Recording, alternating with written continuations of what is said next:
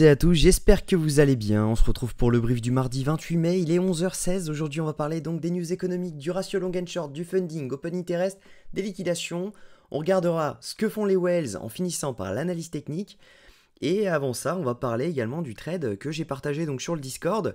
Avant ça, je voudrais m'excuser donc pour mon inactivité les 5 derniers jours, tout simplement du fait que j'étais à Marrakech, j'avais besoin un peu de vacances. Donc voilà, ça fait du bien et maintenant on revient en forme.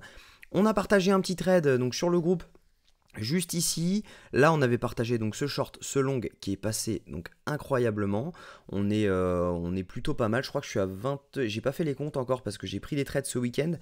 J'ai fait 4 R ce week-end, mais je crois que je suis à 24 R ce mois-ci. J'aimerais bien finir le mois à 30. Maintenant, si on le finit au-dessus de 25, c'est plutôt pas mal. Donc voilà, j'ai posté ce trade donc ce matin sur le groupe Discord qui est 100% gratuit. Si vous voulez le rejoindre, n'hésitez pas. Le lien est en description de chaque vidéo. Donc n'hésitez pas, c'est 100% gratuit. Vous pouvez également parler avec environ 700 personnes. Il y a toujours une cinquantaine de personnes actives. Donc si vous avez des questions, n'hésitez pas. Je suis très actif sur le groupe. Donc pour le moment, sur ce trade, on est plutôt pas mal. Parce que tout simplement, pourquoi j'ai long? Alors, on avait un FVG juste ici. Donc, hop, je vais prendre ça. On avait un FVG, hop, qui se trouvait juste ici. Voilà. On est venu le chercher parfaitement, donc c'est pas mal d'avoir rebondi là-dedans. Ensuite, on avait également une trendline qui n'est pas ultra solide, je vous l'accorde, mais elle a le savoir d'être là. Voilà, elle est là, et puis voilà, donc ça fait son effet. On a également la zone OTE, donc quand on place un Fibonacci, un retracement de Fibonacci, donc tout simplement vous prenez retracement de Fibonacci, vous prenez le plus bas, le plus haut, juste ici, ok, bon je l'enlève, il était déjà mis, ça vous donne cette zone-ci quand vous avez les 0,618, 0,786, c'est la zone OTE, donc ça donne tout simplement une zone de rechargement de longue. On était pile dedans, parce que là on avait fait un choche, juste ici. Ici on a fait un choche en faisant un plus haut que ce plus haut, que ce plus bas. Donc voilà, on est tout simplement pas mal, on a pas mal d'événements, d'éléments techniques qui nous donnaient une position à la hausse à prendre. On a liquidé également sous ces plus bas, donc plutôt intéressant. On a fait également, donc si jamais on se met à très court terme, une petite structure haussière juste ici. Donc plutôt intéressant. Maintenant, on va voir ce que ça va donner. Mais voilà, ce trade, je le tiens au moins jusqu'au 69 650 pour venir chercher ce plus haut, étant donné qu'on a pas mal de liquidations, vous le verrez. Mais voilà, maintenant, on va regarder les datas. Alors, au niveau donc des news économiques, aujourd'hui, on a la confiance des consommateurs à 16h. Ça a un impact direct sur l'inflation, qui a un impact direct sur le dollar, et par conséquent sur le consensus de la prochaine réunion FOMC. Donc, il faut l'avoir à l'œil. Cette semaine, au niveau des news, on n'en a pas beaucoup, mais elles sont plutôt juteuses parce qu'on a le PIB trimestriel des États-Unis jeudi à 14h30. Donc ça va être très très impactant pour le dollar. Et attention, donc à 14h30 parce que ça va être très volatile, jeudi 14h30.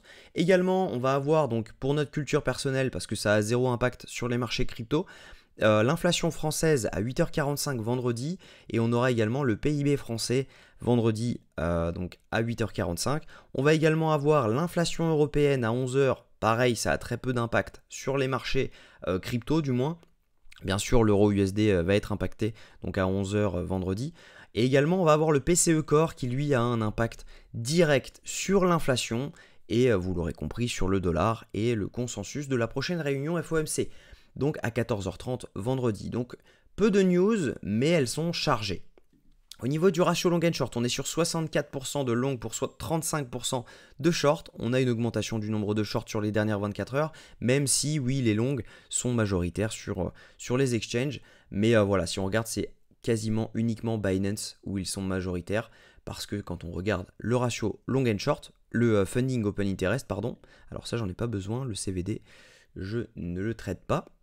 Voilà, si on regarde depuis le 28 à 3h35, donc cette nuit, on a une augmentation donc de l'open interest avec une diminution donc des fundings. Ça veut tout simplement dire que on a du short qui s'est ouvert toute la nuit.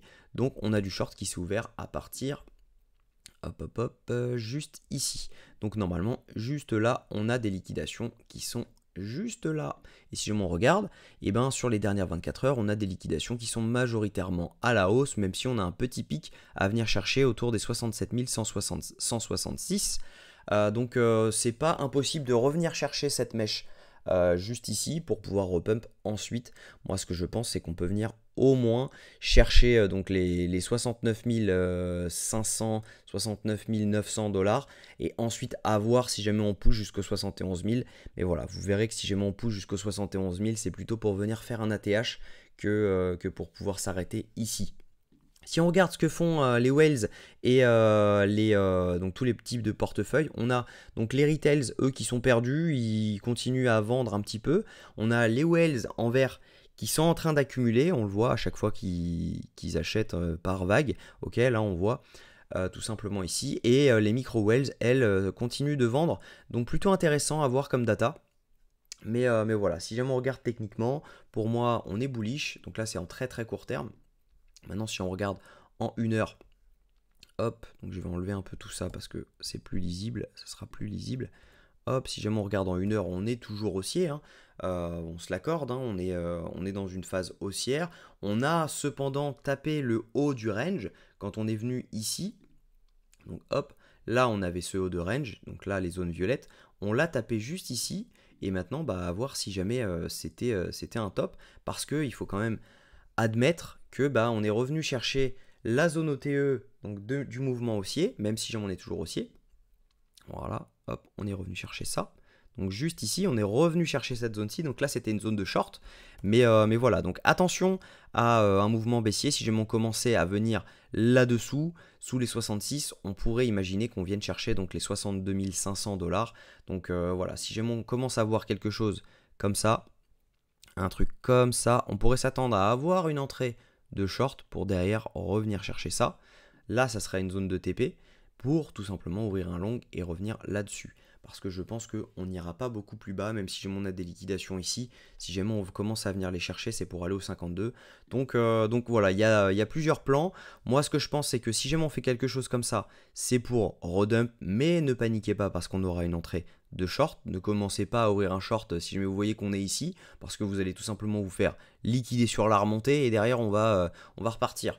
Et c'est exactement ça qui fait que la plupart des gens se font liquider. C'est qu'ils voient qu'on est juste ici, on fait un plus bas, bah, ils se mettent à short en se disant ok, on va aller tout en bas. Résultat, on repump, ils se disent ok, je clôture ici, j'ouvre un long et boum, on revient les chercher juste en bas et hop, ils n'ont plus de compte, en 2 trades, ils n'ont plus de compte. Donc voilà, le plan, c'est tout simplement, actuellement je suis en long. Si jamais je me fais SL, tranquillement, on va attendre de voir si jamais il y a un shosh qui se prépare. Donc un shosh tout simplement avec une cassure de ce plus bas, donc changement de tendance. On attend une zone OTE tranquillement, et puis derrière, on peut tranquillement short pour venir chercher cette zone. Donc à voir. Maintenant, au niveau des datas, moi ce que je pense, c'est que bah, maintenant, la question c'est est-ce que je vais TP ici ou est-ce que je vais venir TP au-dessus? Donc, par exemple, ici. Ça, c'est la question et la réponse sera dans le Discord parce que je ne peux pas vous la donner maintenant. On a les datas qui bougent continuellement, donc voilà, on verra ça directement sur le Discord et vous aurez la réponse dans la vidéo de demain, savoir si jamais j'ai TP ou si jamais on est toujours dans le trade parce qu'on a range. Donc voilà, j'espère que cette vidéo vous a plu. Si c'est le cas, je vous invite à liker la vidéo, ça donne vraiment beaucoup de visibilité. N'hésitez pas à commenter la crypto que vous souhaiteriez que j'analyse, je le ferai demain matin dans la vidéo donc de demain. N'hésitez pas à vous abonner si jamais ce n'est pas encore fait, étant donné qu'il y a beaucoup de monde qui regarde les vidéos et qui n'est pas encore abonné. Donc n'hésitez pas à le faire, ça fait toujours plaisir. Ça permet de gonfler la chaîne. Et puis voilà, je vous souhaite une très bonne journée. Prenez soin de vous. On se retrouve demain à la même heure.